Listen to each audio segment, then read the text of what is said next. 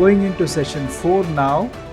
This session is going to be on refining and assaying technologies update from the suppliers. So as we have seen in the morning, how important equipments are, the reliability of the equipments, in addition to the methods followed and the skill and expertise level of the people. So here we have 4 speakers. Again, we will follow the same format, 15 minutes followed by 5 minutes. So we will first have the topic recent advances in XRF technologies for measuring gold content in jewelry.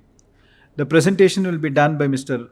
Rakesh Bhan, MD India and Middle East, Fischer Measurement Technologies India Private Limited. Mr. Rakesh is a seasoned professional with over 27 years of experience in both local and multinational organizations. For the past 15 years, Mr. Rakesh Bhan has served as the Managing Director of Fischer India, the German multinational subsidiary in India and the Middle East. With a background in business development, sales, marketing and product management, Mr. Rakesh Bhan is a top-performing leader known for driving significant revenue growth and market expansion. A strategic thinker with a strong track record in relationship management, team building and achieving exceptional profitability, Mr. Rakesh Bhan excels in negotiations, communication and leadership with a keen eye for both top line and bottom line success. Do you need anything more? Here he is. Thank you. Sorry. Good evening, ladies and gentlemen. It's my pleasure to be a part of this gathering here on very important topics of gold refining and assaying techniques. And thank you, Mr. Vatsa, for such a nice introduction. I think it was too much than what I have been achieved till now. So, to start with, as I said, my name is Rakesh Bhan and Managing Director for Fischer Measurement Technologies India Private Limited. And most of you are our customers, esteemed customers, and we have been serving you for precious metal analysis since we have started our operations here in 2006. Basically, we want to give you a small overview, basically why we need gold accurate measurement of gold. Yeah, it's an important question, why you need to measure it accurately. Basically, since it's a gold actually, and it's an investment or it's a basically valuable product. So it's a consumer trust and protection, which is very important. That's why we need to have basically to ensure the authenticity of the gold when we are buying or when the trade happens when it comes to the gold, these things. Again, also to prevent adulteration, because in a gold, it's not only gold, there are a lot of other metals which are present in the jewelry itself. So we need to also ensure that it has got the alloy composition for which it is basically the customer pays for. Yeah. It also has got legal and regulatory compliances. As we know, it's now in India we have hallmarking, this thing which has come into place. So that means we need to ensure that the gold which is out in the market or being manufactured meets the requirements of the regulatory compliances. Taxation transparency again comes part of that, because when you pay tax, it's based on what the valuation of the gold is there. Fair pricing, again, to avoid discrepancies in valuation, because when we are in the supply chain, when we are moving gold from one part to the other part, it has to be fairly valued. It again depends totally on the valuation of the gold. A lot of gold loans are being actually distributed in India because, as you know, a lot of people are now giving gold and taking loan on the basis of gold. So at that time, the valuation of the gold becomes important for the gold loan companies actually. Yeah. Similarly, gold trade and competitiveness to meet international standards, because when we are now talking about exporting gold to the other part of the world, so it's important that the quality of the basically the gold and the purity of that one has to meet the international standards, to also avoid the trade disputes and other things. And again, in the role in the financial markets, because as I said, it's again, some of the people use as an investment to ensure the stability of the markets. Yeah. So that's the topic, which is there, technologies which are available for gold analysis. So I will just take a few minutes here. Now, there have been traditional methods. As we all know, it has been basically the touchstone. This is the oldest method, where we basically rub a sample of gold is rubbed with a black stone, touchstone, and different acids are applied to that. And based on the color, they give you basically the kind of caratage of the gold is ascertained. Now the advantage is very simple and no special equipment required. You just need some acid and these things. But the biggest disadvantage for this is it's not accurate actually, because see, within the streaks which you get on the sample, there's a difference of 2 to 3% at least. You can't identify very accurately the gold content. And again, it's a subjective. Basically, one assayer who does it may give you one result, other may give you other result, because again, based on the how he interprets the gold streak and all. And also, it's important that basically it depends on the skill of the tester. No? So it's very subjective, and it cannot be a right method of basically evaluation of the gold. Yeah, the second one is fire assay, which is basically which a lot of you all do. It is still the main standard, considered the standard for benchmark of the gold purity testing, wherein basically, as you know, we melt the gold in the furnace and then remove the other impurities and then measure the gold again. As I mentioned, accuracy is very good actually in this. So you get a highly precise precision in this method. Very wide, it's an industry standard, because when we finally come to anything, then it is the gold, basically the fire assay, which is taken as the final value still. But the biggest disadvantage of this is it's a time-consuming one actually, because see, you need to, it's again a destructive method. It takes several hours to complete the process itself. And you need to destroy the sample in the process. And for a high-value jewelry, it becomes really difficult. You can't do every time on that one. And again, also, it requires some expertise on the basis of the guy who is doing this assaying actually, fire assaying, and also a specialized equipment and controlled environments which are required for that. Coming to the modern technologies which are now available basically as an alternate, let me start with the EDXRF, which is basically an energy dispersive X-ray fluorescence. It's quite widely used technology nowadays. Basically, what we do is basically we excite the atoms and cause them to emit the secondary X-ray. This secondary emission is then detected by a detector, and based on the energies what we receive and the intensity with which they are coming, we are able to give the composition of the basically various metals which are in the alloy. When you talk about the advantages, again, it's the biggest advantage for it is non-destructive. That means you don't need to do any sample preparation. You can directly measure onto the sample. And it's a quick and fast method. Yeah. Speed, as I said, it takes very few seconds to get the analysis of the complete gold. That means it not only gives you the gold content, but also gives you the percentages of various other metals which are present in the sample. Again, very versatile, because it can be used for bars, it can be used for directly on the jewelry, and even for complex jewelry itself, you can do it at multiple measurements and take an average and come out with the results. It's also not that complicated, very user-friendly. You need some amount of training itself to acquaint the user for that one, and can be done quite faster. Disadvantage is, because every technology has got an advantage and disadvantage, but the disadvantage is that it's a surface measurement. Yeah. So, and it's again a spot measurement. So the spot measurement, whatever is basically the reference for the whole sample. So if your sample is not homogeneous enough, then it might end up in not giving you the accurate results. Then in that case, you have to melt the basically the jewelry and then take the final result. Some calibration is also required, and to maintenance to ensure the consistent results. Then we have ICP OAS, that is again optical emission spectroscopy. In this, we again are basically the gold sample is dissolved in acid, and the solution is introduced into a plasma. Basically, again, based on the light which is emitted, different characteristics of wavelength are detected, and to determine the elemental composition. Yeah. Again, advantage is is highly sensitive and accurate. It can detect trace elements with high precision. That's a big advantage in this one. And again, it can do multi-element analysis, like you can measure multiple elements simultaneously. But again, the disadvantage here in this thing, because the sample needs to be dissolved in acid, yeah, so the jewelry piece is destroyed. So you can't again directly do it on the jewelry itself as such. Again, it's a time consuming, because even though it is faster than the fire assay, but still it requires significant amount of sample preparation and analysis. Yeah, setup is again, it needs a controlled environment and skilled technician to operate the instrument.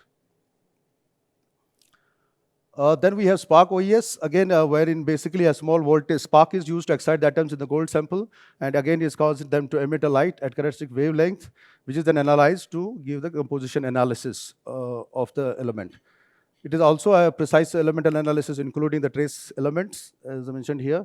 Offers quick results as compared to fire and ICP, because here generally you are just targeting with a small spark, but mostly suitable for bulk samples. It can handle large sizes. The disadvantage here is also a small surface is burned because you are creating a small spark on that spot actually on this one. So on a finished jewelry, again, it's difficult to do with this help. And mostly primarily used for refinery industrial application rather than even small retail shops and other things where you can't use this particular instrument. The next one is the LIBS, that's a laser-induced breakdown spectroscopy. It's again kind of an handheld instrument, wherein you are basically, a laser is focused on the gold sample, and it creates a plasma that is again emits a light. And this light is then analyzed to determine the elemental composition of the sample. Advantage, as I mentioned, is very fast because in a very few seconds you are able to get the results. Non-destructive to some extent, you can say. It's not fully, you destroys the sample, but some ablation occurs on the surface. Portable, as I mentioned, but again, disadvantages like XRF, it's also a surface measurement. You can do only the surface measurement, and again, it cannot penetrate into the deeper levels. Now, from all the technologies, why we are saying that EDXRF is the most widely used method, or what are the advantages of EDXRF? As I mentioned, basically non-destructive testing, because this is one of the primary advantage of you don't need to destroy the sample. Speed and efficiency, as I mentioned, within few seconds you are able to get the results and complete analysis of the sample itself. It's quite user-friendly. That means once given a certain training and all, so it can be easily operated by an operators. Biggest advantage is the versatility. That means that this instrument can be utilized not only for measuring the gold, but it can be used for multiple compositions, like whether it is silver, platinum, rhodium, or whatever. Even sometimes we are doing just decorative coatings on top of gold. Even the coating thickness of the decorative coating itself can be measured with the help of this one. It can do liquid and powder analysis also, and yeah, it's a very that's the biggest advantage of this instrument over the other methods what we have. Cost effective in the sense that it is initially, yes, it is high cost, but over a period of time you don't need to use reagents or chemicals and other things because there are no much as such consumables required for this instrument. Environmental impact is not much because you're not using acids, you're not using any kind of things which are required, especially for ICP or for fire assay method. And as far the compliance certification is concerned, we can get the traceability of the results based on the standards which are used to calibration of the instrument.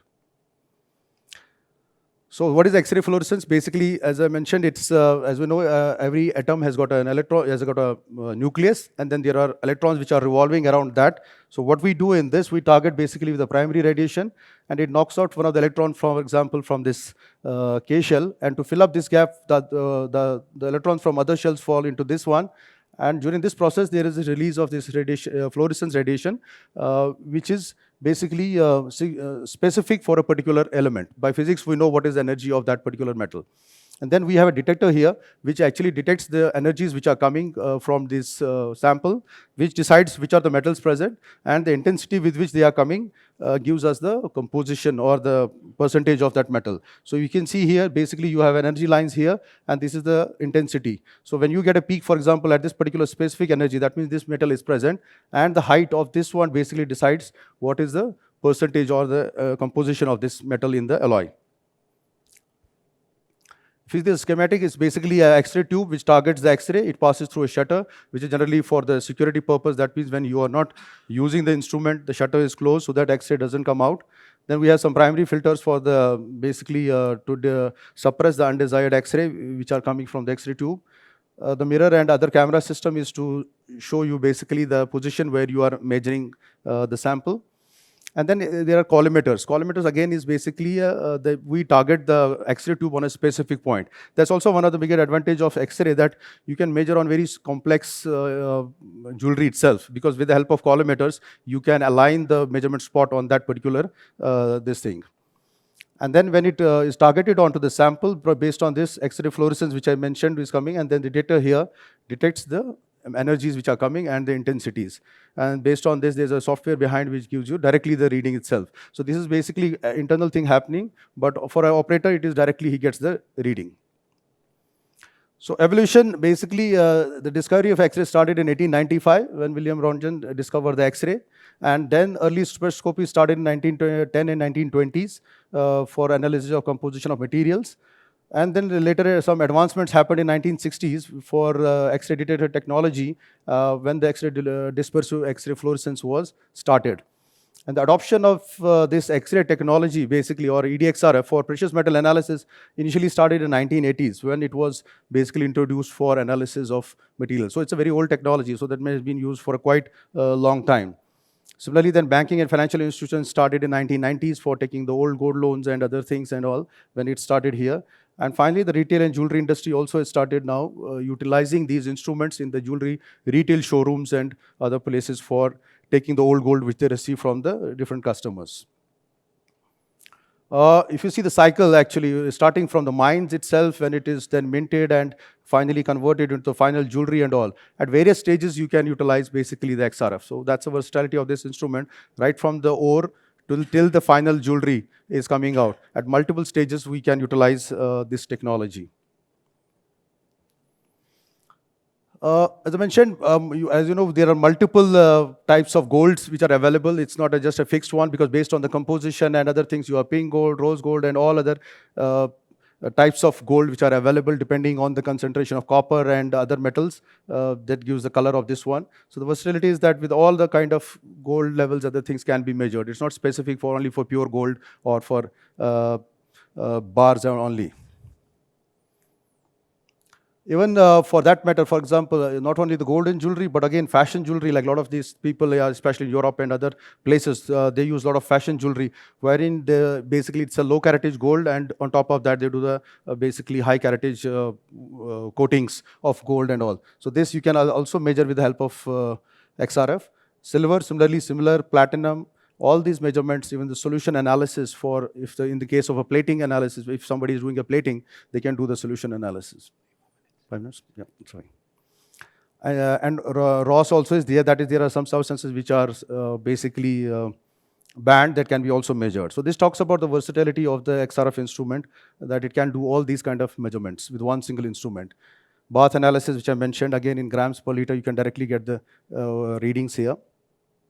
I'm sorry, I had to go run fast because I don't have enough time. The ROS, as I said, screening is basically meant for, again, because there are certain substances which are banned, they need to be with a specific percentages. It checks for, this is a quick method for screening of those substances.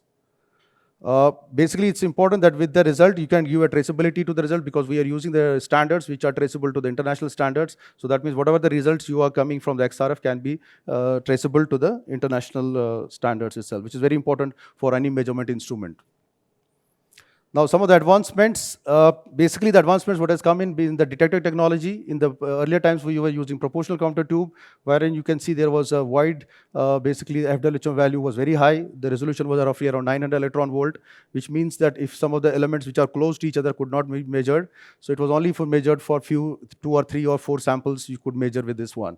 Then came the silicon pin with the resolution of roughly around 170 to 200 electron volt, and this again could be used for better analysis. And finally, the latest one, which is now is basically the silicon drift detector, which has got a 140 electron volt, or even now we have 125 electron volt as well. And with a very high output, that means more than 5 lakh counts can be generated in this. That gives you very high sensitivity for light elements at low energies. This is again a detector along with the digital pulse processor, because you can generate basically count rates, but there has to be a pulse processor which can also process it at the same speed. So the combination of this high SDD with DPP enables to get a 40% improvement in absolute standard deviation if you keep the same measurement time as compared to the earlier one without DPP. Or alternately, you can basically reduce your measurement time by a factor of 3 if you want to keep the same absolute standard deviation as the earlier one. So this helps basically, depending on the customer, you can either get a very high standard deviation, or you can, if speed is more important, then you can reduce the measurement time. A collimator also plays an important role actually, because again, depending on especially for the complex jewelry where we have some measurement spots are very small, so you don't get the high intensity from the X-ray tube. Because if the intensity of the tube is not there, you will not be able to get enough count rate for the detector. So to take care of that one, there are different technologies now available through which we collimate actually the X-ray on a specific spot, which can be done through a molecapillary or a polycapillary. That means they take the X-ray beam directly onto the specific small spot. So with a very small collimator, you get the very high intensity of the X-ray and still are able to generate good results. Also, you have XY table. XY table is available, which can do the multiple measurements can be done on a sample, not only on this ones. Latest technologies which is available now in the software, we can have new UI UX design, AI-enabled features are now available, which can learn over the period actually and enhance the results of measurements. Data export, as I said, mentioned, can be done to different places. It can be taken on the cloud, or it can be online, or you can have multiple units connected to one single server, and you can have data at one place. Trends in the technology are basically enhanced sensitive accuracy because of this detector technologies, which is improving. Automation integration can be done to multiple places. You can have user interfaces and experiences, again, enhanced ones with the latest one which is coming. Cloud connectivity and IoT integration, which is also in the topic. This is also possible. And higher throughput and scalability also, where you can have what you call automated XYZ tables and can do the measurements. So in the conclusion, as I said, it's a precious metal. EDXR is the most widely used method because it's a versatile technology, and it can do all these kind of, because of these advantages, it is there. And further, the development of accuracy and enhancement in sensitivity and AI and MI learning, and a lot of things which are coming. This is going to be a technology which will be used for long term in terms of gold and jewelry segment. So just 3 slides just for the company. I belong to Helmut Fischer Group. As I said, it's a company based out of Germany, a place called Stuttgart. We have been in this field since 1956, and we are one of the pioneers in terms of supplying instruments for gold and precious metal analysis worldwide. Yeah, we have multiple products actually based on the XRF, tactile, terahertz, nano indentation, also in the automation, wherein we are able to provide solution. As far as India is concerned, we started operations in 2006, and I'm happy to say that we are, thanks to all our customers. We have been, installation base is more than 9,000 now within India for hallmarking, XRF, for manufacturing, refining, or even the retail showrooms. Yeah, that's it. Thank you. Thanks for your time. And if you have any questions, please feel free to tell me. Thank you.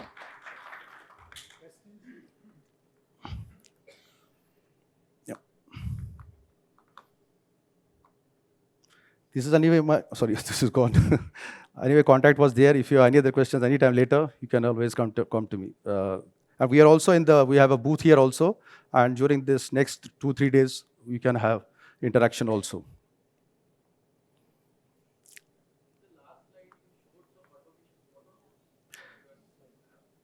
Basically, automation is like all these components which we have, XRF instrumentation, other things, we can automate some of your processes. Yeah. Basically, yes. This is one of the. We can have a pick and place and put it on the XRF thing and can do the measurements and all these things. This is possible. Yeah, we have done a lot of applications of this one, not for the gold, but for other industries as well. So based on basically the idea itself is to pick the what do you call, the component or the jewelry and put it also there, and then online we can do the measurements. That's possible. But again, it's a specific for a particular project. So you need to, again, sit with you and just see what is your application, and based on that, we can offer a solution. It's always a project-based, not a tailor-made kind of a, it's a tailor-made always, not a fixed product. Large number of samples can be placed there and automatically. Yeah, that's another one where we have a standard product. That is where you have, for example, a tray. You can place multiple samples there, fit in the tray inside, and it can do the measurements one by one automatically. You don't have to, and when the final measurements is over, you can put in the other tray. In the new API system, it can automatically input the. Yes. That is possible, yes. Yes. With an XYZ automated table, it does all the measurements and then sends the data as well. Yeah. So there are a couple of hallmarking centers who are already using this actually, our technology. What are the detectors used for handheld devices? In the handhelds, again, we have either silicon pin or SDD, because you can't have proportional counter there inside on that one. Colorimeter generally is on the bigger side, because what happens is your tube size is smaller because it's a small area. So generally it's a 4-watt tube. In the other instruments which we are using, it's a 50-watt tube. So now to compensate for that, you need a bigger colorimeter. Yeah. The handheld device can be taken out or it can be replaced with, like for example, if I do like jewelry handheld. Yeah. Handheld slightly is a problem, as I said, because the colorimeter anyway is on the higher side. So naturally, you're not able to measure on that specific spot itself. So you'll be getting the result of the resultant one actually. And Again, you need a very stable one. So it gives you approximate value for sure, but the best results will be only when you melt it, and because then you can get it in a proper this one. Yeah. Yeah, these are basically meant for that one. But again, they are not meant for continuous operation. Basically, this is the trigger. You do few measurements, stop, and then you can do that. Not on a continuous basis. For handhelds, handhelds again, as I said, depends on now how you use it and whether it's a jewelry or it's a bar and all. So roughly, I think in the range of 0.5% you should be coming.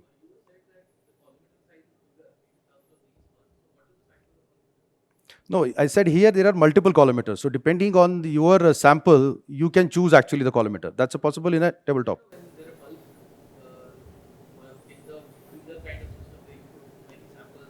Yeah. No, there it's an XYZ table actually. The collimator you can again choose depending on this one. So what it does, you do the programming, it automatically selects the collimator which fits into that specific this thing. You can do that. Yeah. As I mentioned, it depends on whether you are measuring on this one or this one. So roughly in the 0.5% or to 1% in that range it will be. Because you see, generally they are designed for mines and all, for mines applications where you do the measurements, because there it is more of you want to get an approximate value of the ore actually. So the precise measurement is not required, but needs a portability there. So that was basically the idea of how these handhelds have been designed. For bank? Bank auction should be possible. Yeah, that's because there again you are giving that kind of, that's good enough, yeah. So where you need a very precise results, then you will have to go for tabletops.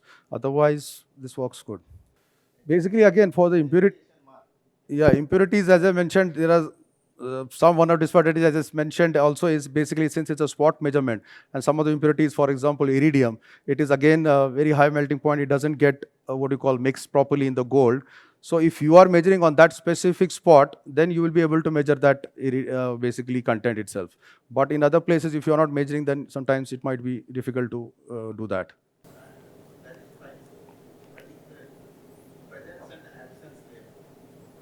Presence and?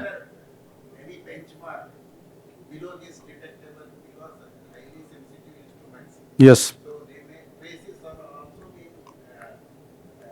shown in the. Yeah, that's right. So basically the standard rule is basically if you measure on a specific point where the impurity is not there and you get some value, 3 times the standard of that deviation is your detection limit actually. And what is that benchmark? Because our picture may not be able to differentiate it. Yeah. So roughly we say an environment 0.05, which is something which we can target actually. Yeah. Small curved surfaces. For? On small curved surfaces. Yeah. So curved surface, as I said, if you are something that you need to have a smaller collimator. Not consistent. So because again it will depend on the positioning, how you are positioning the sample and other things are also important, sir. Spot. Yeah. Same spot. So- Without disturbing the jewelry. Yeah. But we get various results. Basically for curved surfaces, I would suggest you should normally go for smaller collimator so that the area of that is concentrated is on the specific spot. So for that smaller collimator, it becomes more or less a flatter surface. Because if you are bigger collimator, that means you are measuring on the very other side also as well. So if you use a smaller collimator, you get a better results actually on that one. That is the recommended what is 0.2, yeah. Thank you. Ladies and gentlemen, a round of applause for Mr. Rakesh Bhan.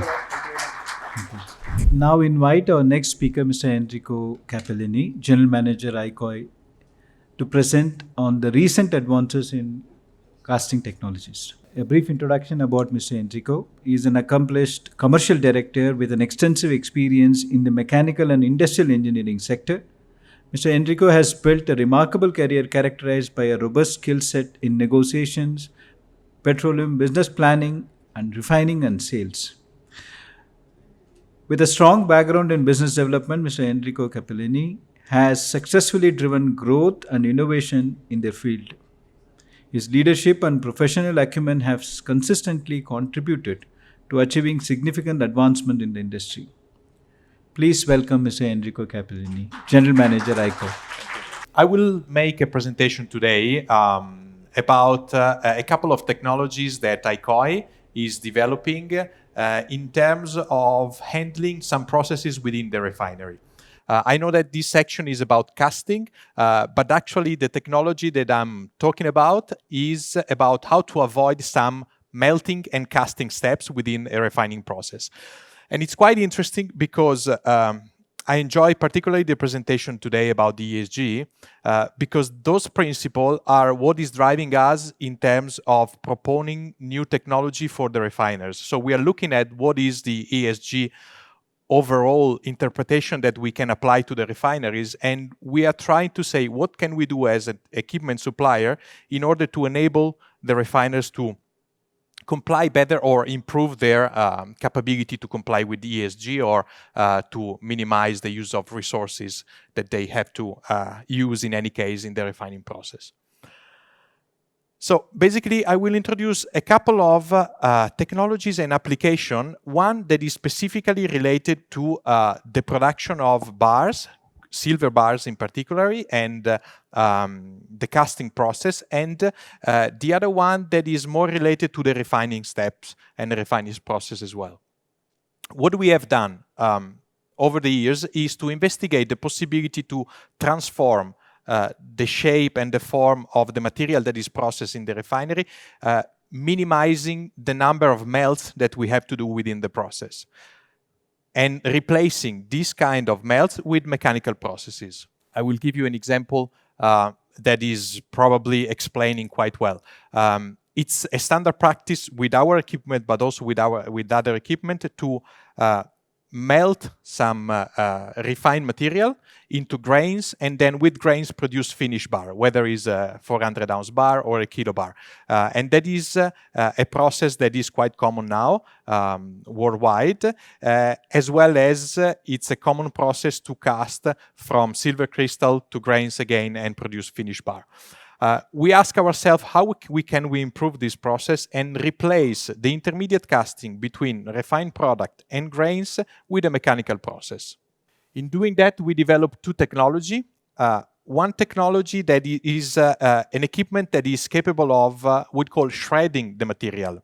So let's say that you have an incoming material, and the typical example is 1,000 ounces bar, and you have to remelt this bar. Maybe it's an old bar on the market.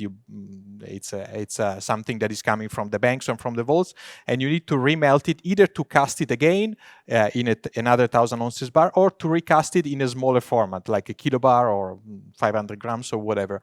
You have the option of actually remelting the bar and casting in the new shape, or to process it mechanically, basically destroying it with a machine that is creating what we call chips or shavings, and then with this material cast directly into the new shape. The machine that we are talking about is, let me see if I can use this, is this type of machine that is taking your bars and it's destroying them mechanically, producing this chip, then automatically feed in a second type of machine that we call density booster, that is increasing the bulk density of the material that you already produce. What is the outcome of this? Is a solution that can increase the bulk density of the product to a product that is similar to the grains that you have with the melting. I will give you this as an idea how the system works. Basically, what the system is doing is taking your silver bar, processing mechanically, creating this type of material. This type of material is automatically processed into the second step, and you create what we call mechanical grains. Basically, this is a kind of material that has the same bulk density of your standard grains and can be used directly in our casting machine, whether it's a fully automated casting machine or a semi-automated casting machine, to get your bar. The process goes from here to here only with the final casting, avoiding the intermediate melting of the metal. What is the advantage of using that? There is a number of advantages. The first one is that the energy consumption of this process is roughly half of the energy consumption that you would have melting the 1,000 ounces bar. There is also an aspect that is related to the health and safety of the operators. The standard operation of loading a 1,000 ounces bar into a hot crucible it's not an easy task. There are some risks involved in that because obviously you have a very, very hot crucible. You have a 30 plus material that you have to handle to load it in it. And there are ways to automate that, but most of the time it's still done by hand. And this is a way to avoid all this operation and to make it more safe. And this is actually an example of what you have with the mechanical process. This is the first step of the production in which you basically destroy mechanically your bar. And this is the second step in which you take this material, you process it again into a high velocity turbine, and you create what we call mechanical grains, which are basically like little pebbles, little stones. And when you measure the bulk density of this material is exactly the same of the grains that you produce by melting. As I said, this process, we measure this process based on a productivity of 60 kilo per hour of silver, and the energy consumption is less than half. And basically, it's quite easy to understand because we are not using a high energy production step that is the melting stage. And as a consequence, the cost in terms of energy consumption is also halved. Obviously, this is based on our cost basis for energy. Every country will probably have a different calculation for that, but it's basically a direct consequence from the fact that you're using half of the energy. The same type of mechanical process can also be applied directly going from the outcome of the silver electrolysis, so your silver crystals or dendrites, to the finished product, to the finished cast bar. In this case, what we're doing, we are taking the material that is coming from your electrowinning or electrolysis cell, we are processing into the high velocity turbine, and we produce what we call sand. It's a silver material that once again has a bulk density that is roughly the same of the grains. So this one can actually be used to cast directly 1,000 ounces bar or to cast your kilobar silver. Once again, you're skipping one step, and you are going directly from the material that is coming out from the electrolysis, the refining material, and you can process it very quickly to get your finished product. Number of advantages also in this case. The bulk density is reduced a lot. It means that even if you only have to move your silver crystals from your electrolysis plant to some other part of your refinery, the volume will be less than half. It means also that when you load the crucible with this material, you will need half volume of the crucible, or you can double the capacity if you like. So it's a lot easier to handle this type of material rather than this type of material. And that led directly to an improvement in the space and the energy that you need to use when you are processing this kind of material. The principle that was the driving force for all of this was to reduce basically the volume that you need to have in order to process, in order to have this process done. We applied the same thing on the refining side, and on the refining side, we realized that we can develop by changing the shape and by creating this kind of shaving, we can create an improved way to do the refining process. In this sense, the machine that we use to create the shavings is now used starting from the doré bars that are coming from the mines, or from whatever the secondary material that is remelted in the shape of a bar. And what you can have is a high surface material.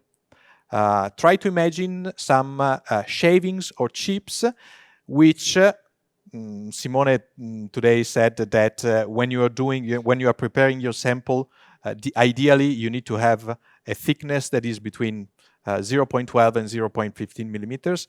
Now, this is the same principle, but applied not to the sampling, to the real production and to the real refinery. So what you are doing here, you are maximizing the surface to volume ratio in order to allow the chemical refining or the electrochemical refinery to have more surface available for the dissolution and for the attack.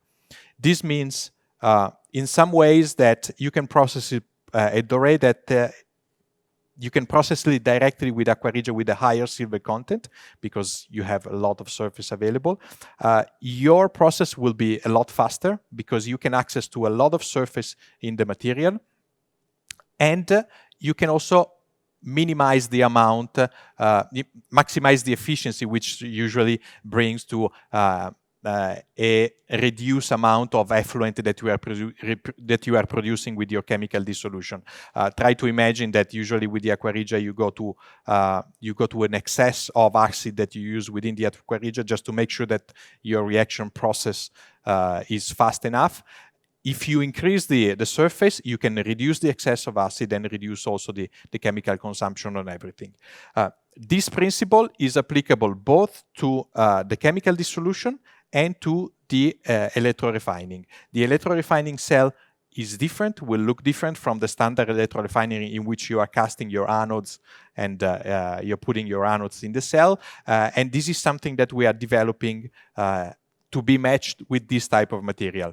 Once again, the scope is to reduce the space, reduce the energy, and reduce the time that you need to process. The advantages that we can see with this kind of technology is to speed up the refining process, and that leads to two things. Either speed up your turnaround of material, which is very important, or when you decide to do an investment, you can do multiple batches in the same time. So the equipment will be smaller and the space that is taken will be smaller as well. Or you can think about doubling or almost doubling your existing capacity just by applying this type of high surface refining to existing equipment. This is, just want to say, these are technology that are already available on the market. Both the Ultrabite and the Density Booster are product that we already have.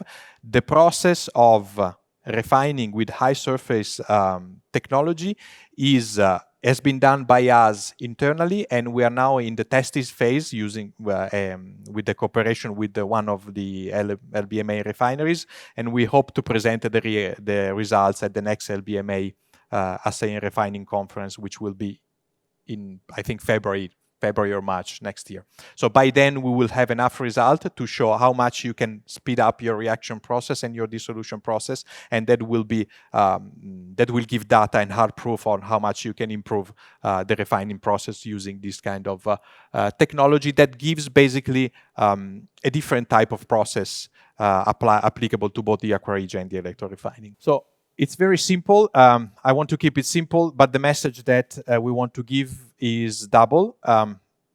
Using mechanical processes can bring some advantages in the refinery. If you are remelting, especially with silver, you can reduce your energy consumption by reducing the melting stages. And if you are applying these mechanical processes into the refining process, you can actually speed up your refining. That means that your turnaround will be lower, your inventory will be lower, and you have a number of financial advantages and obviously also competitive advantages. I think that's all from my side. Do you have any question? Listening to you, like, when you reduce the size, is there any losses? Okay. Yeah. There is, when you use this type of mechanical methods, you have a loss, not a permanent loss, but obviously some material will remain within the machine. The material does not accumulate over time. So basically, when you start the first machine, the first bar that you process will have a loss. If you do a mass balance before and after, you have we did the test on the 1,000 ounces. We are losing probably 20 to 30 grams on the 31 kilo. These 20 to 30 grams will stay in the machine. So the next bar will not lose again 20 or 30 grams. It's just the same material that is basically staying within the machine. Again, this is not a permanent loss. When you do the shutdown and you clean the machine, you can recover it.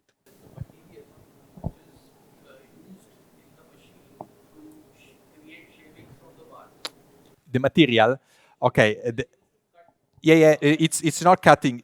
You have to think about something that is almost biting into the material. Okay, this is where the technology comes in. The shape and the material. The material is steel. Is a type of steel with surface treatment and a specific shape. It's a hardened. Type. Hammer or anvil, there is a cross contamination chance, right? So even there is a possibility when I put a pure bar and I create small bars from that through this machine, there will be cross contamination from that steel components which are biting on it, and the purity of the final bar will not be as what I want. Maybe very fine ppm of steel will very get fine ppm. Okay. This was part of the testing that we have done, which lasted more than a year, about the contamination. Obviously, you cannot exclude 100% that nothing is going into the metal, but we registered that the amount of possible contamination from the hardened steel, try to think that you are using a hardened steel into pure silver that is very soft compared to the material that we're using. The amount of metal that is going in there is probably less than ppb, so part per billion. So it's not in any way changing the final composition. Okay. But if you ask me, there is nothing going there? No, obviously there is some minimum amount of metal that is going into your final product. How much time requires for scrapping, and what is the collection system after scrap metal, and is there any losses in scrapping processes? Okay. For the time, we measure it in capacity. Basically, the machine can do 200 kilo per hour.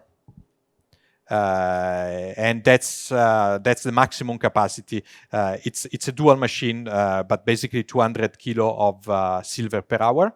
The second question was, sorry, how you collect it? Okay, you collect it directly on the bottom of the machine. The bottom machine can be either automatically connected to the next stage, which is the density booster, or it can stop there and you can collect it either by a conveyor or by hand, honestly, depending on the quantity that you are processing. And in terms of losses, I think I already replied, yes, there is a loss for the first batch that you process. We have a calculation that is about 20 to 30 milligram on a 30 kilo bar. This loss does not accumulate. So basically, it stays in the machine, and the next batch that you will produce, you will not see this loss again. The machine is the same. The tools are different. I mean, the tools that you use to do the silver and the doré, we don't think this is. I mean, it's technically applicable also to pure gold, but we don't see really the economical advantage in doing that, because you will have some 30 grams in the metal. But to the doré is applicable because the advantage is quite big, and the machine is the same, but the tooling is different. Thank you very much, Mr. Enrico. That was really a wonderful presentation. Thank you.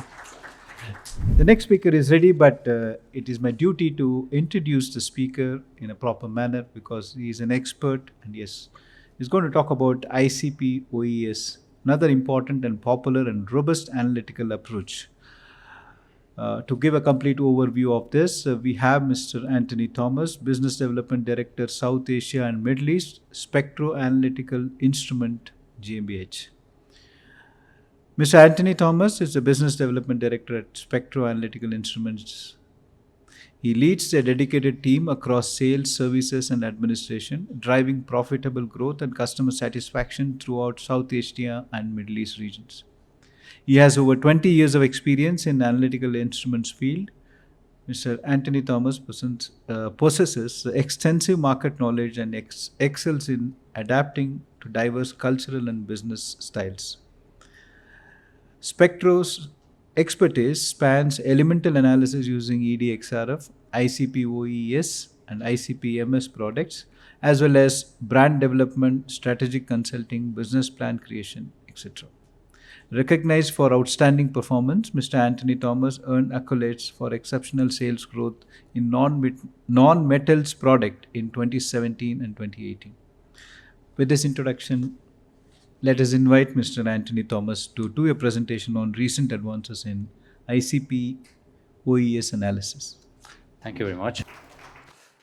I would like to add some of those into my CVs.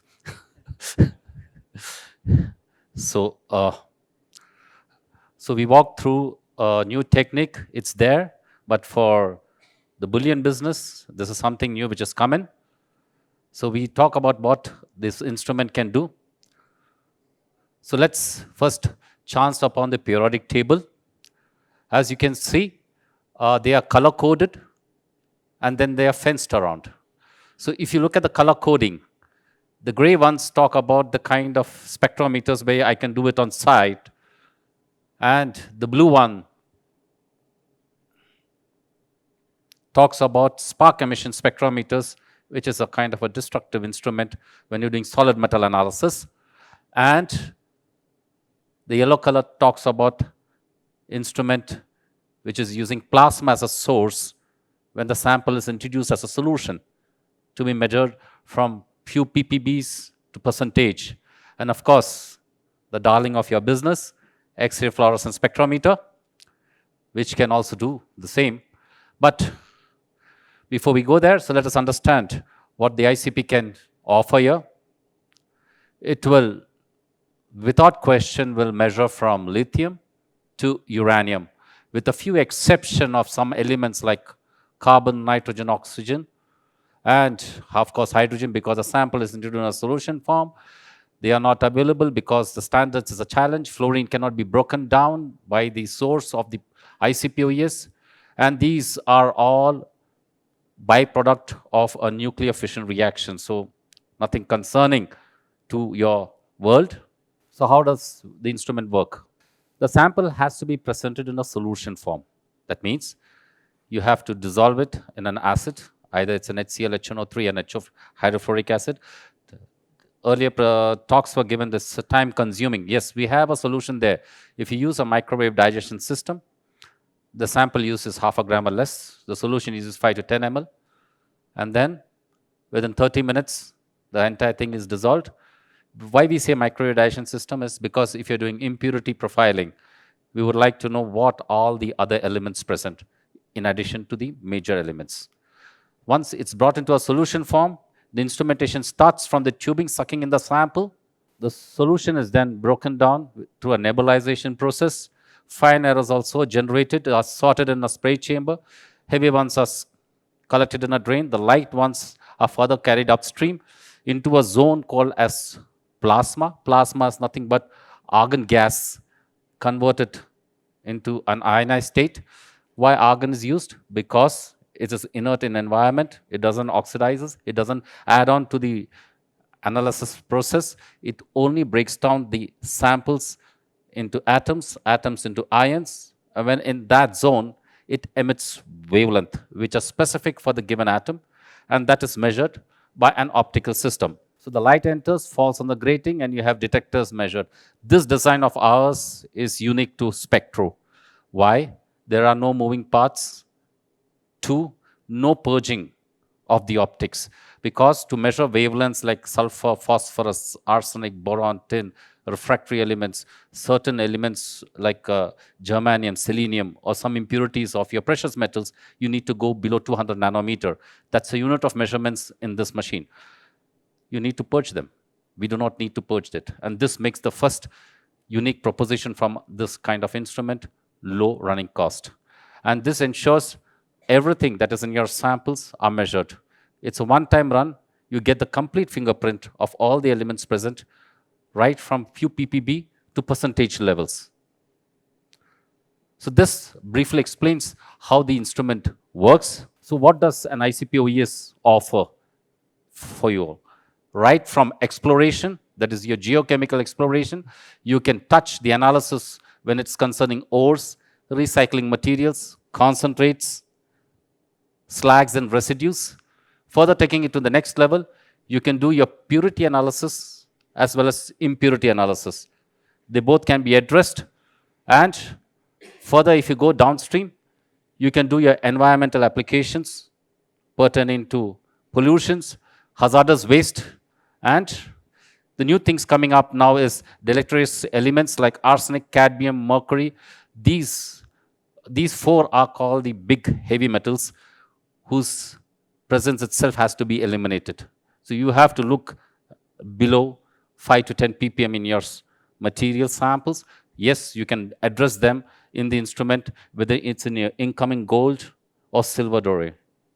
And a new feature that is offered by our system is called bracketing analysis, which I will explain as we progress down. That's the instrument one can look at. It's different from what is available today in the market because this can do trace as well as bulk analysis in a single machine without compromising on any of your operating parameters. Because many times when you talk about ICP, the first question comes is running cost, maintaining it. This machine addresses all of it. You don't need water chiller. You don't need air compressor. You don't need argon gas purging or nitrogen gas generator also.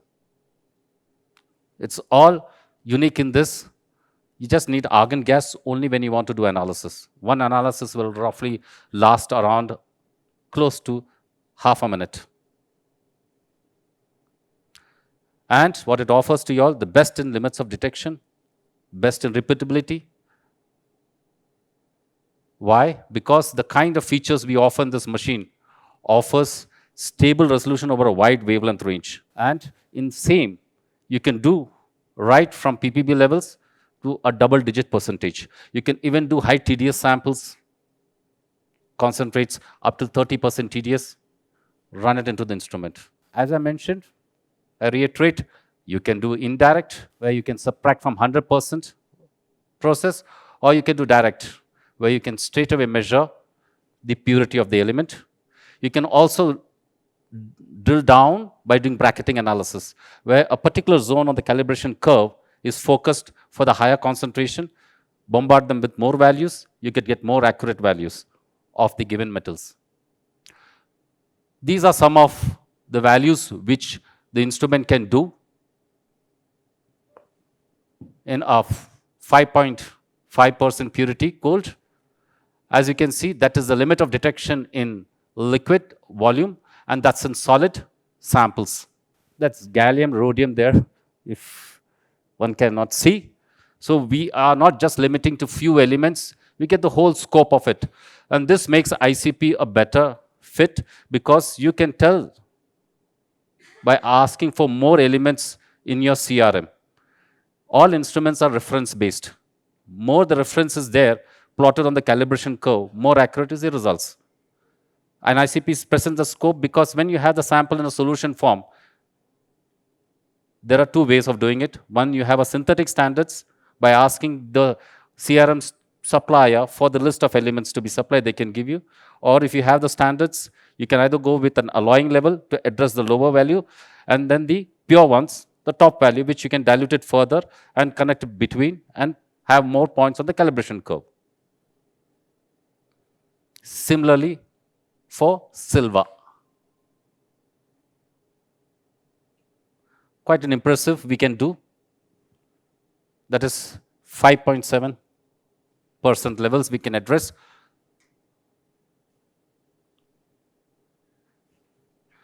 Important to note, you can also do elements like boron. This is a challenge in XRF because an XRF as a technique will not be able to reach out for elements like lithium, beryllium, boron. And this was a round-robin test to understand the difference based on ISO 5093 and 5096. And we showed a best fit over here for a 99903 and a 999.89.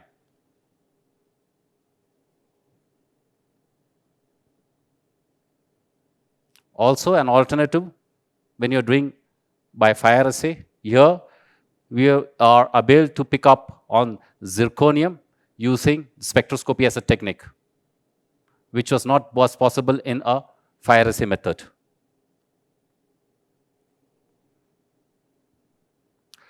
This is a new feature which is presented in our ICP OES, and after doing a couple of these requirements here, we found the response from the customer that this was quite productive. It is mentioned in ISO 11494 and 11495, specifically addressing the platinum and palladium in precious metals. So what we do is, as I mentioned, you have the concentration range of the elements of the given group, and for a particular concentration, we focus on that and then build up more on the low and high standards, and then run the sample to get a more accurate value. So if we have a sample of 99.995 and 99.997, we calibrate and pepper them with high and low standards to get more accurate results. And that is best shown over here. So if I have a platinum concentration at varying levels, that's a kind of standard deviation and RSD levels we can do. So why our machines can do this?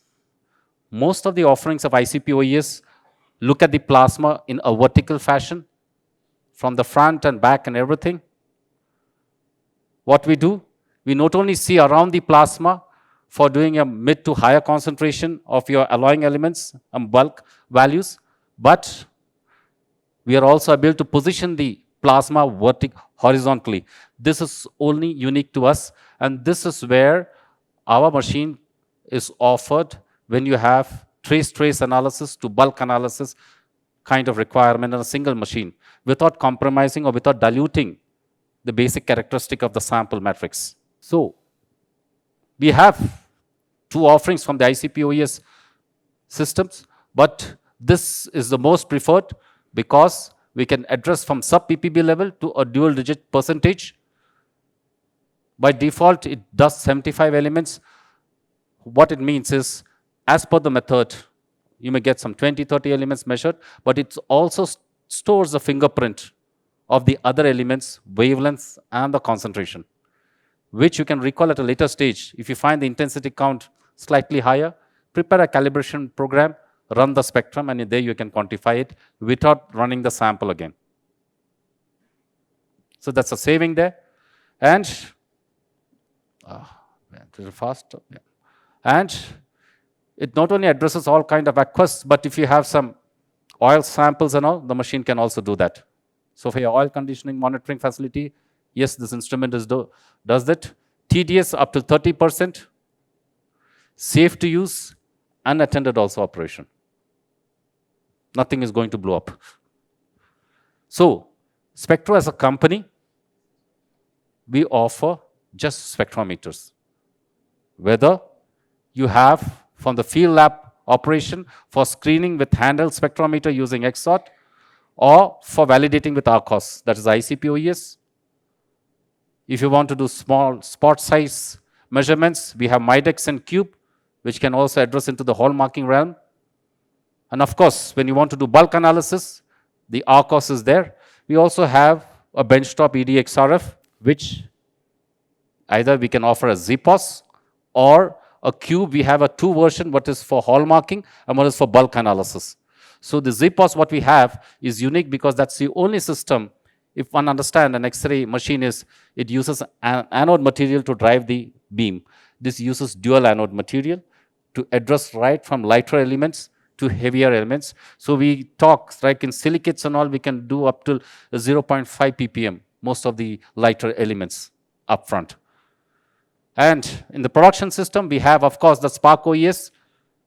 It's considered the gold class for doing your solid metal analysis. Outgoing inspections, you can validate them with our ICP-OES.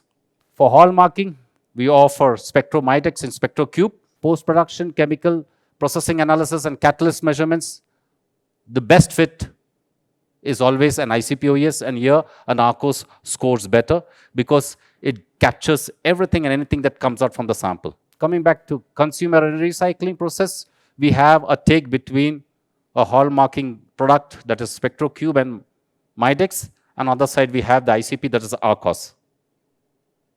And we see a lot of these requirements coming from electronic scrap and used vehicle catalyst, and there we offer a benchtop EDXRF as well as an ICP-OES for screening and for validating the elements that is present, which like platinum and rhodium specifically. Small size, spot size, best addressed with our hallmark product, that is SPECTRO Midex and SPECTRO Cube. So having said that, what does SPECTRO offers? It's a German company. based out at Cleve near to Dusseldorf. Right from a handled model, we have a 2 version of SpectroCube, which is for hallmarking as well as for bulk analysis. We have a top-down spot size MIDEX system and a dedicated bulk analysis EDXRF system. For all kind of PGE applications, we have ARCOS, that is ICP-OES. And for solid metal analysis, we have spark emission spectrometer, SpectroLab. Sums up everything I've captured. I'm open for questions. Thank you very much. Something like 55 It's roughly around 0.5 milligram.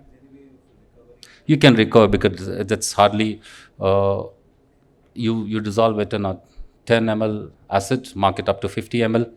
So it's just few 0.001, and anything which is collected in the drain, you can recover it. So there is not much of a loss, because the general concept using an ICP-OES was, number 1, destructive. Number 2, protracted process of sampling. So now they are addressed with the use of a microwave digestion system. So within half an hour, the digestion is done, finished. You're not losing much over there. What's the tolerance level in XRF? That depends on what kind of sample matrix you're running and what kind of configuration. If you are using without helium or a vacuum, the tolerance level is much.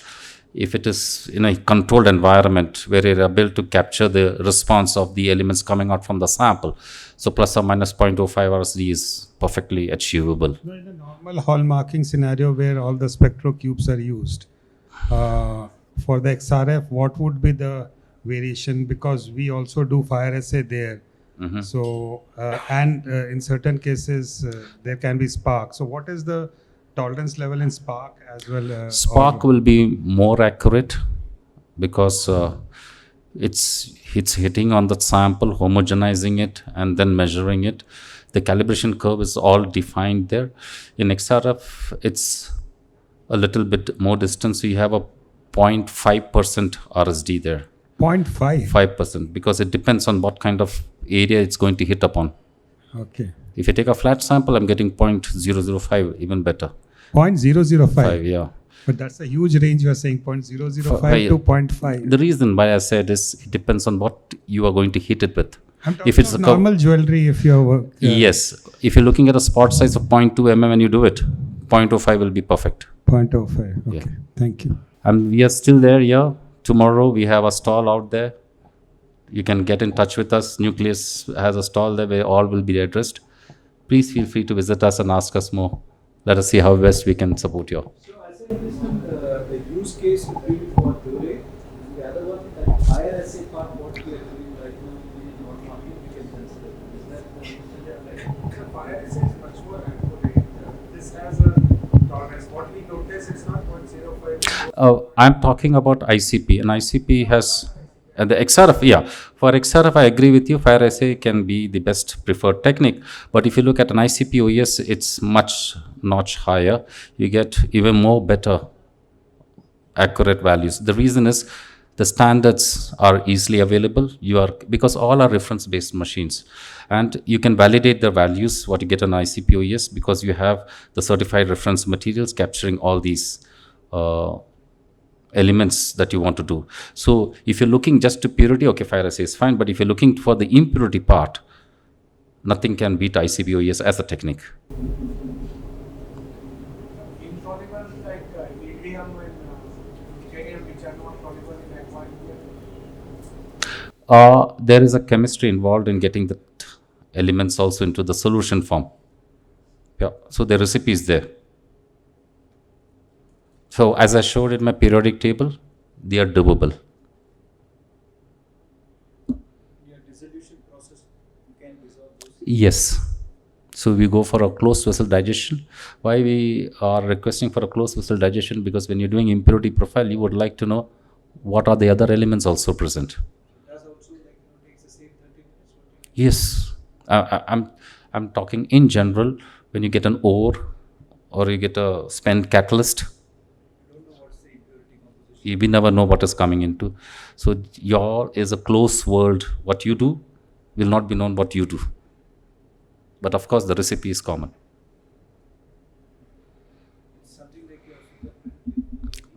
Yeah, with this kind of machine, you get a fingerprint of what all the possible guys are there and intensity count.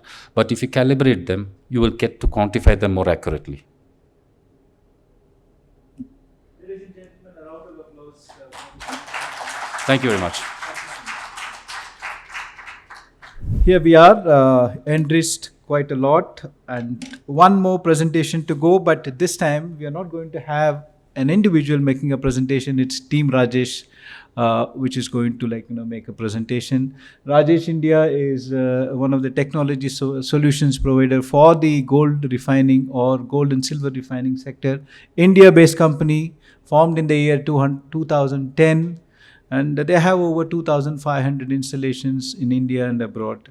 I invite the team Rajesh India, the chairman, Mr. Rajesh Phule. Come and go. Rajaram, yeah, no? nice, Mr. yeah. Rajaram, Yes, yeah, sir. sorry. Yeah, Vishal. Yeah, please. Along with him, Mr. Mahesh Sanga is there, and also Mr. Vishal Chanwarkar. All three of you, maybe on the stage for a minute, and Yes. then Yes, I would yes, request please. Mr. Mahesh to take over. Yes. A round of applause for Rajesh India. Hello, everyone. Firstly, I would thank you. Yeah, please. Mr. Srivastava, been very warm, welcoming everybody. Thank you very much. And the second thing is, all of us here, we have many things in common. The very first thing to be, the studio number 6, very common to all. The other common thing is about the precious metal industry, the precious metal refining industry.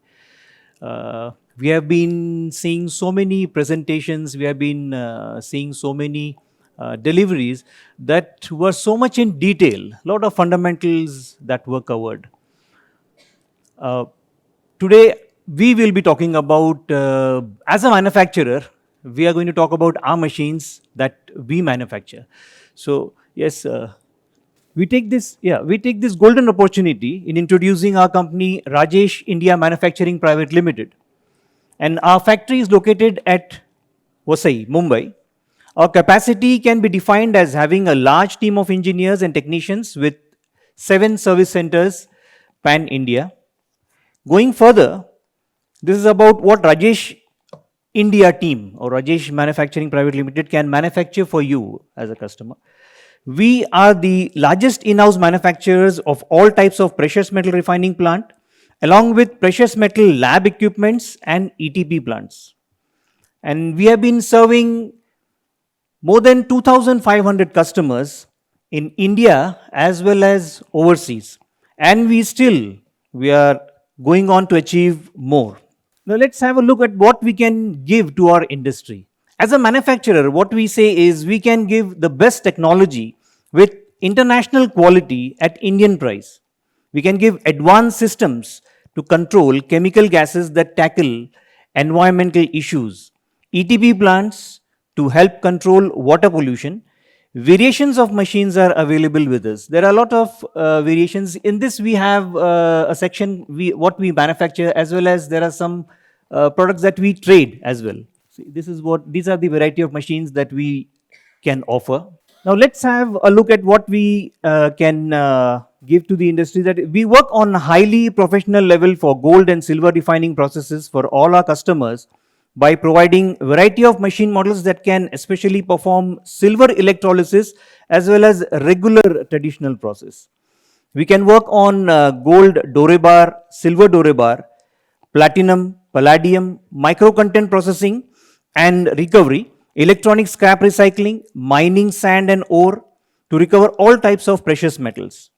We have different advanced proven technology in industry to work on a very large quantity of precious metal refining. This is the process that a normal machine can be operated in this way so that we get the final output. Having said that, it is also very interesting to know why our equipment and products are the best in the market. The first one to say is the machine uses cycling process, and there is a lot of automation which gives you the best result. Further, we have micro condenser based freezing system, which will function in a way where, so that is a micro condenser based freezing system. There is a high efficiency tubing filtration system as well for purity. We can get bulk raw material or large quantity processing advantage with these machines. And our machines are available from a minimum capacity of 1 kilogram to a maximum capacity of 1000 kilogram, 1 ton. So there is a variety of range in the capacity available. The machine provides best process accuracy. The purity can be achieved up to 4/9. Process plant to work on a very large scale for gold refining. The advantage, one more that you can add, is there is no air pollution or water pollution, that is environmental friendly. The raw material that we use in the machine, there won't be any wastage of the raw material, and the precious metal that you look for will be recovered almost without any loss. All raw materials and equipments that we are using in our machine manufacturing are of high quality and international standards. Talking about the future vision, with such, we also have a great vision, that is vision to introduce more advanced and high-end international technology based precious metal refining machines for all our customers at the best affordable prices through continuous innovation and product development. There is a continuous product development going on with many of our expert engineers. Vision number 2 is to make happy and satisfied by reaching them quickly and support each customer with the best results.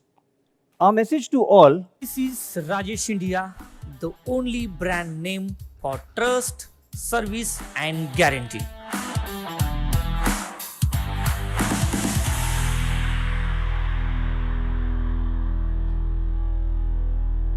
There is a presentation which covers up the entire corporate scenario. Please play that.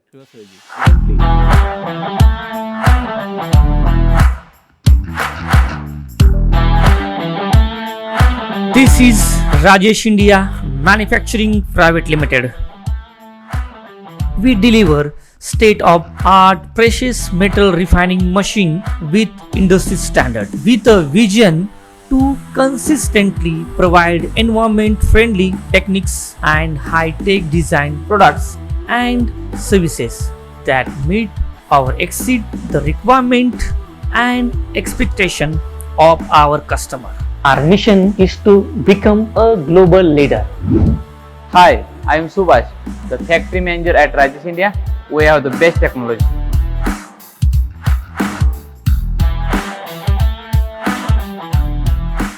We have manufactured variety of models to suit the investment budget of our customer and compete with the market price variation.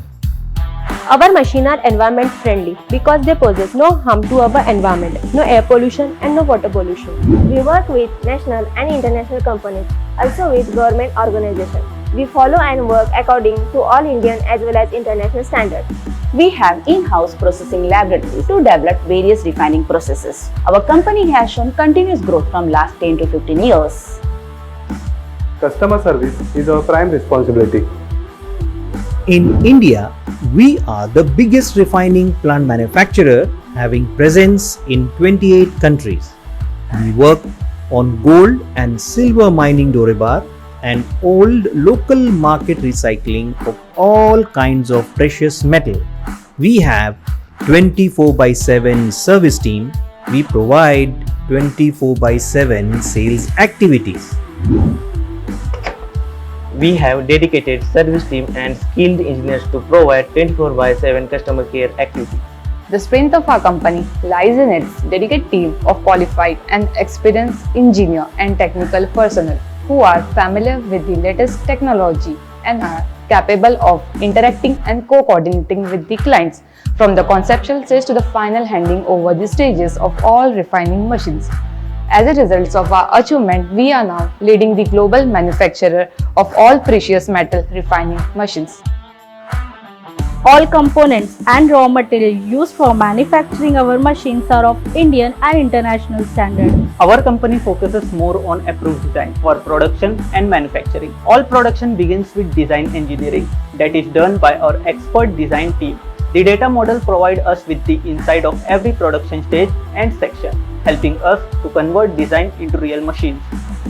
The machine output product has 4-9 purity with top finishing.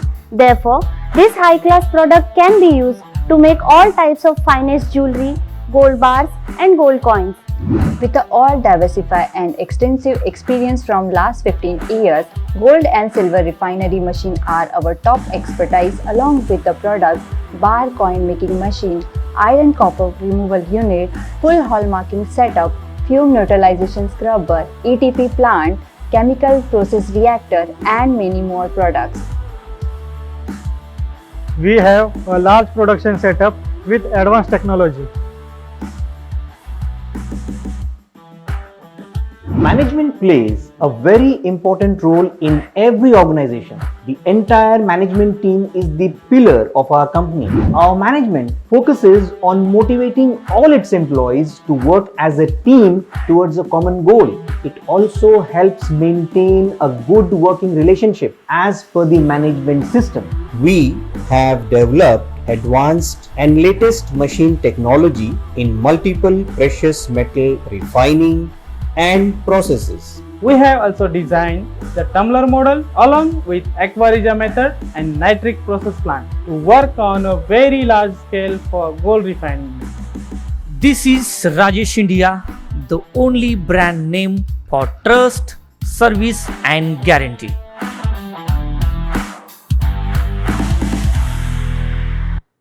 So gentlemen, this is what we are. Our distinguished guest from Bureau of Indian Standards. I had requested him because he has come all the way from Delhi on a very short notice. So I requested him that he should share, especially among many of the overseas guests here, at what India is doing in the field of assaying and hallmarking, and how our regulator, Bureau of Indian Standard, is leading a remarkable initiative called HUID. We are all very familiar about it, but for many of the overseas delegates who are here, I'm sure it's going to be really interesting to listen to. To present on the BIS initiative, BIS incidentally stands for Bureau of Indian Standards. They come under the Ministry of Consumer Affairs, and they are the regulator for and accredited. Any refinery in India has to be accredited by BIS, and since 2021, every gram of silver, if it is gold in a jewelry form, about 2 grams, has to be hallmarked compulsorily. And that's a famous program which is HUID. And the person who is driving the HUID in the implementation is here with us, Mr. Akshay Kaushik. He is the Deputy Director, Scientist C from BIS. I will introduce him in 4 lines. He is a BTech in Metallurgical Engineering and Material Sciences from Maulana Azad National Institute of Technology. He passed out in 2013. Since 2016, he has been with BIS, and he has handled technical committee on the precious metals for the last 5 years. We are very fortunate to have him, and I just requested him at 2 o'clock. He has been kind enough to put a short presentation. With a resounding round of applause, please welcome Mr. Akshay Kaushik.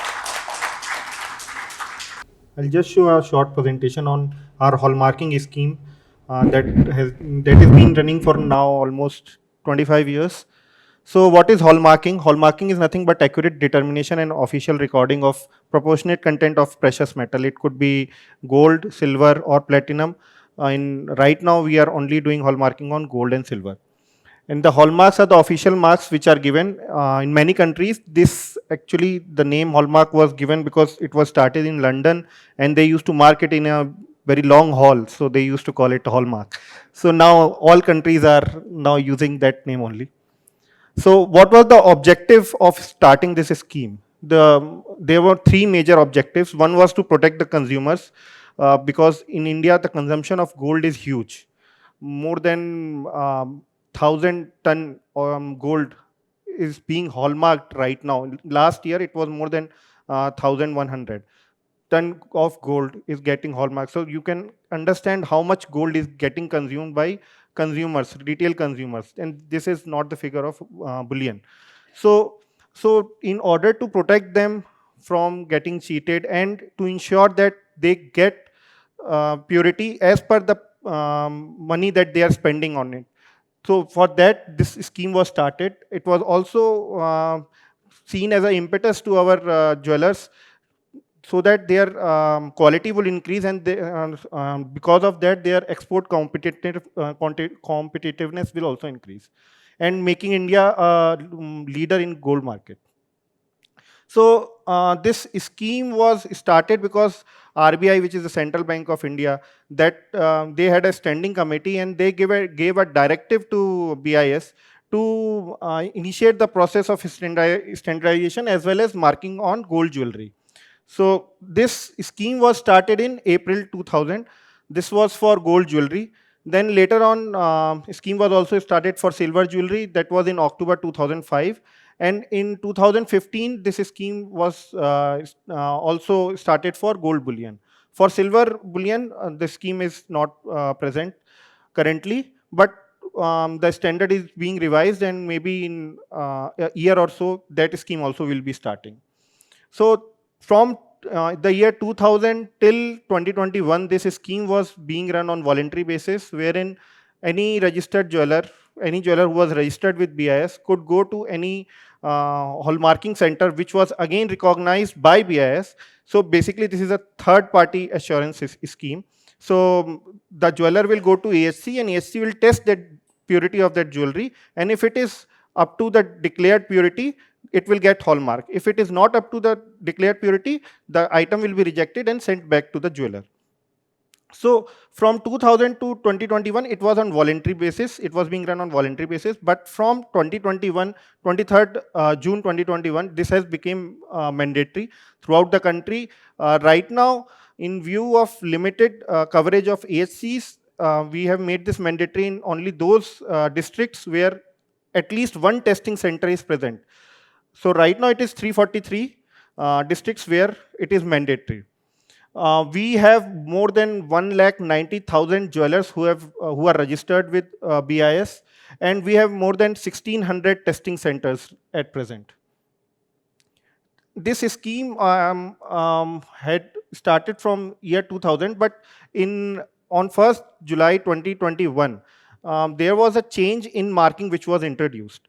Earlier, there were 4 marks which were being put as part of hallmark, wherein there was a BIS logo, then purity of the article, logo of the assaying center, and logo of jeweler. These 4 marks were there, but over the period, as the number of jewelers and assaying centers kept on increasing, we realized that it is very difficult to give unique logo to each jeweler as well as testing center, and then to keep track of it. So traceability was becoming a major issue. In view of this, a new marking scheme was launched on 1 July 2021, wherein a 6-digit unique alphanumeric code was introduced, and that had to be marked on each article. So for each article, a 6-digit alphanumeric code is generated, and that is put on the article instead of jeweler logo and AHC logo. That 6-digit alphanumeric code can be verified through our BIS Care app. Any person can enter that 6-digit HUID, and they can verify whether that HUID is genuine or not. In case that HUID is not present, the app will return that no data exists or no such HUID exists. In case HUID exists, then you can see all the details and verify whether the details are matching with the jewelry that you are currently holding and planning to buy. So each and every article is being traced.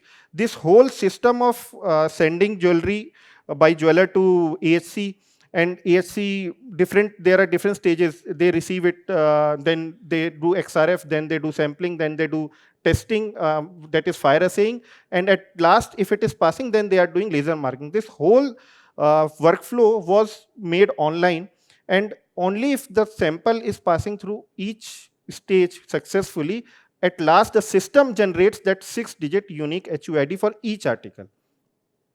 So more than 40 crore articles in last 3 years have been hallmarked using this HUID, 6-digit HUID. And we are also collecting market samples, and we have increased our market surveillance so as to ensure that even whatever consumer is receiving is genuine, and then we test it in our own labs. We have 8 labs all over India. So we send those samples to our labs, and in case it is failing, then as per our guidelines, we are taking actions. If it is failing by more than 40 PPT, which is equivalent to 1 carat, so to say, in those cases, we proceed for cancellation. So as of now, the passing percentage of samples that we are collecting all over the country is more than 90%.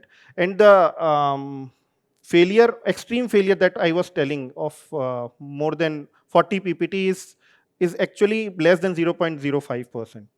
So it's very, very rare that that happens. So as I was saying, it is a third-party scheme. We give certification to the jeweler as per our IS 1417. Recognition of testing centers is given based on our IS 15820, which is mostly based on 17025, ISO 17025. We have modified it just for this particular activity. So right now we are running this scheme for gold jewelry, silver jewelry, and gold bullion only. So this mandatory phase, as mandatory hallmarking was introduced in a phase-wise manner, as I was telling, just to ensure that hardship is not being faced by our jewelers or consumers. We only implemented it in those districts where at least one hallmarking center was present. So on 23rd June 2021, as only 256 districts had coverage of hallmarking centers, so it was implemented in only 256 districts. As and when these districts are increasing, we are going on increasing the coverage. So right now it is 343. Shortly it will be 358 because now coverage is in 358 districts. We are hallmarking 6 caratages, 14 carat, 18 carat, 20 carat, 22 carat, 23 carat, and 24 carat. In 24 carat, only 995 purity. So these are for jewelry. These are not for bullion. So these are for jewelry.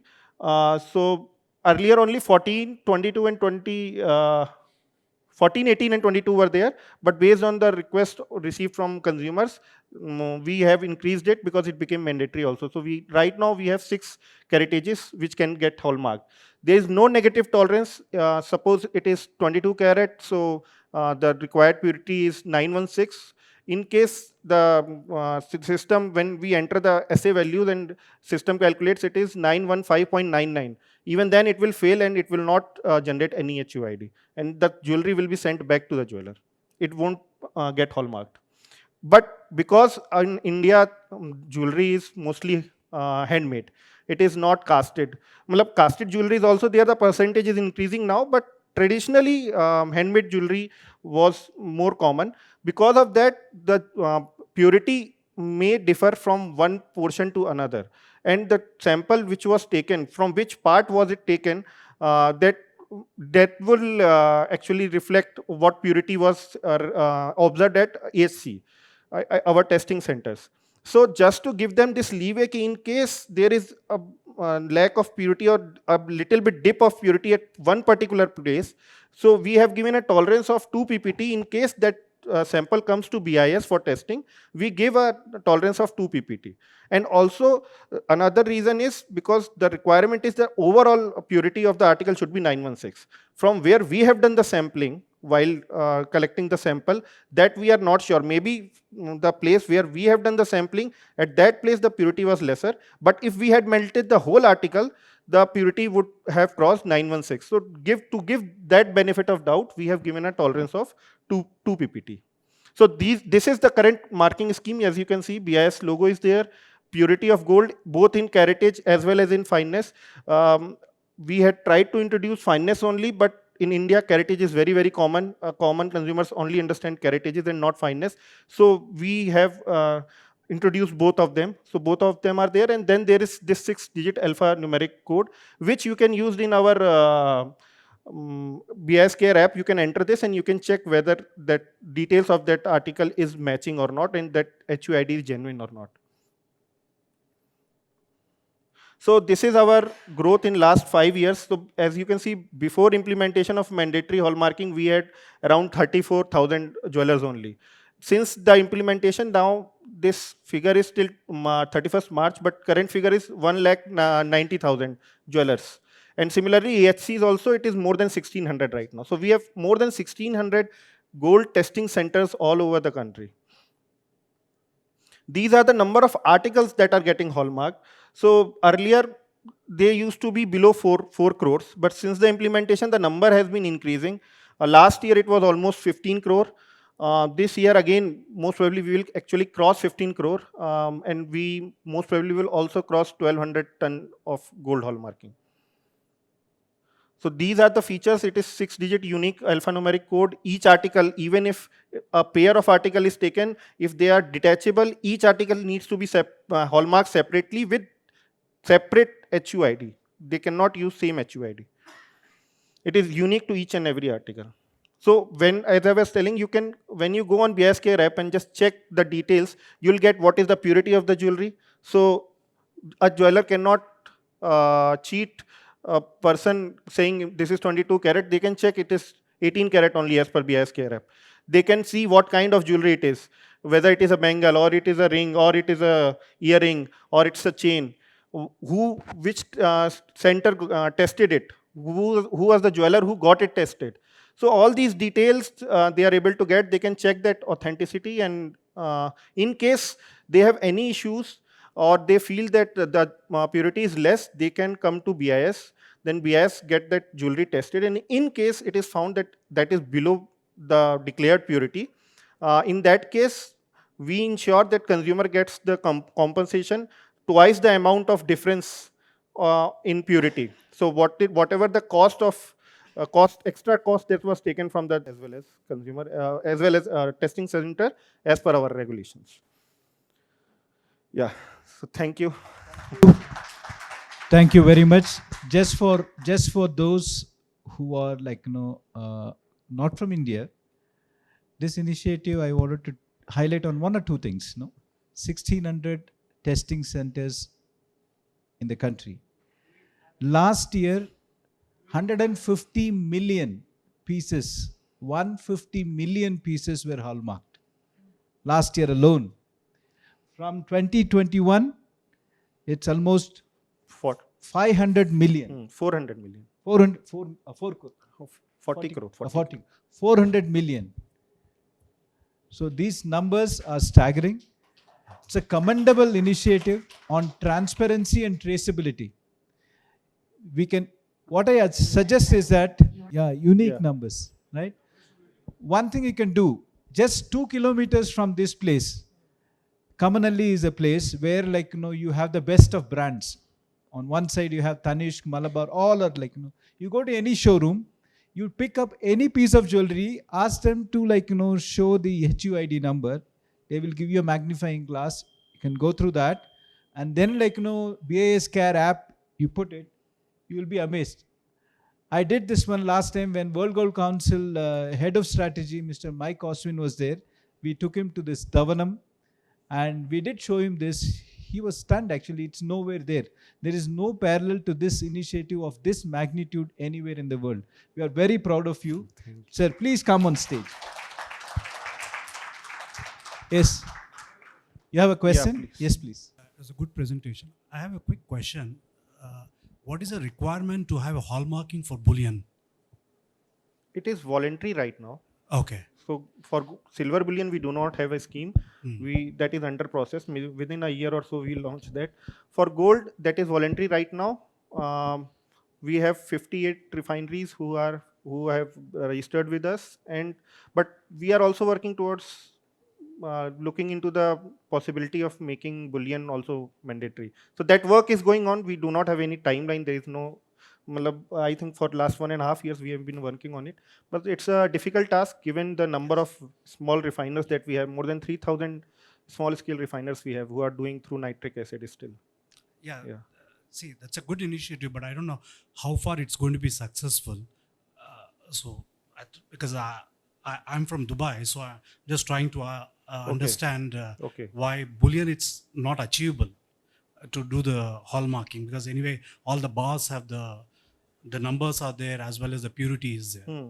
So I thought just clarify with you if there is. Thanks. So we are actually working on that. We have a whole committee who's looking into this. What can we do? It's a difficult thing to achieve. That's true. Thank you very much. One last formality for that. I would like to call upon Mr. James Shoes, who is the president of Hallmarking Federation, Mr. Chetan, who is the IBJA director for Hallmarking, and Mr. Ketan Dhruv, who is part of Jewelers Association Bangalore. Three of you, please come on stage. And it's really a honor to have Mr. Akshay here on behalf of BIS. So we want all three of you. We are missing Mr. Ankur Goyal, is not there. Kindly help us felicitating our speaker from BIS. A token of our appreciation to BIS. Thank you so much, sir. Thank you very much. Thank you.